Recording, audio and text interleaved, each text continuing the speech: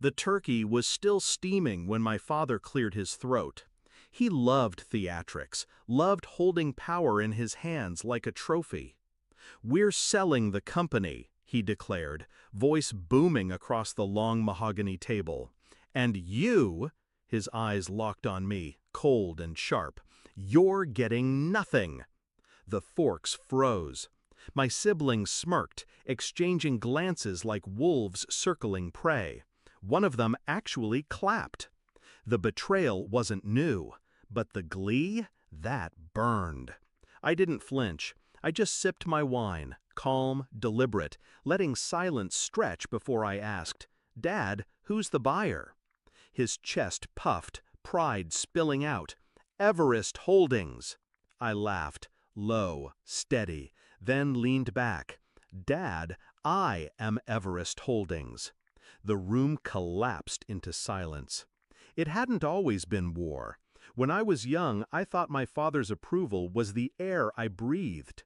I followed him into boardrooms, studied ledgers at his knee. He called me the sharp one, promised one day I'd inherit the company. But words are cheap. By 16, I saw the shift. My siblings, the favorites, were handed allowances, cars, opportunities. I was handed criticism. Too intense, too ambitious, not a team player. Translation, I couldn't be controlled. The night I overheard him tell my mother, "He'll never run this company. He doesn't know his place," something in me hardened. That was the moment love died.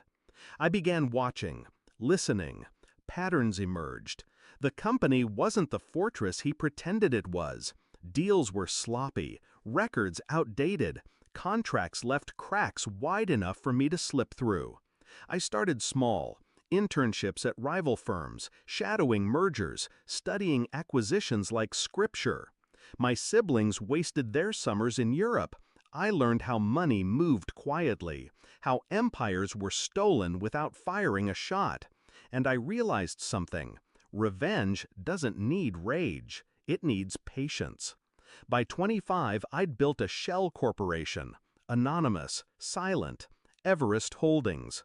No one knew my name behind it. I spent years building its reputation, weaving trust with banks, investors, and lawyers. Piece by piece, it became untouchable. Meanwhile, I waited for my father's arrogance to blind him, waited for the moment he'd sell, certain he was cutting me out. And tonight, Thanksgiving night, that moment arrived, dressed in his smug smile. When I said the words, "I am Everest Holdings," the color drained from his face. My mother's hand shot to her mouth. My siblings stared, jaws slack, confusion giving way to panic. I let the silence choke them, let the truth seep in like poison.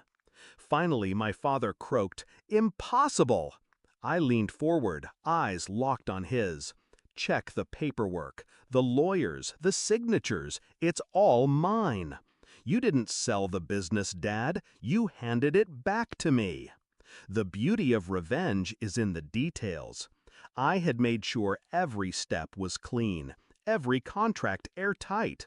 I hadn't just bought the company, I had restructured it. Their positions, their perks, their cushioned salaries, gone.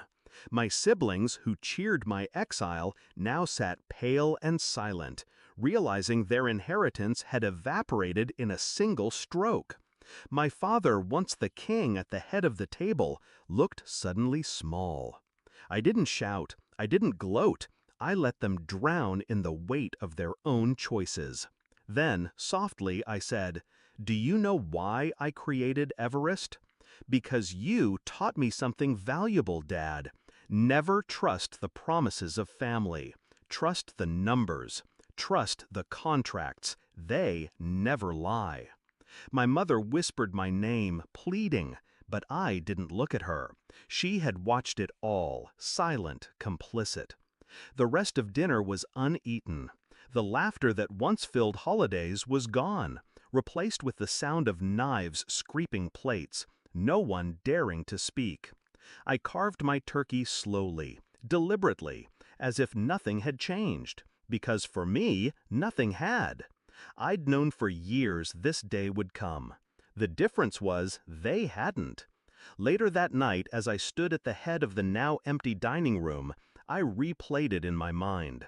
The moment of revelation, the silence that followed, the way their eyes begged for a reality that no longer existed. I felt no guilt, no sorrow, only clarity. They thought betrayal would break me. Instead, it built me. The next morning I walked into the company's headquarters, not as the son cast aside, but as the owner. Employees whispered, rumors spreading fast. My father's portrait still hung in the lobby, but soon it would come down. I paused in front of it, staring at his stern face frozen in paint.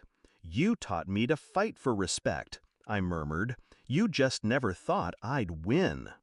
That's the thing about revenge. It doesn't need to be loud. It doesn't need to be violent. Sometimes the sweetest revenge is just patience sharpened into a blade, and the silence that finally cuts. And that silence is exactly what I heard at Thanksgiving.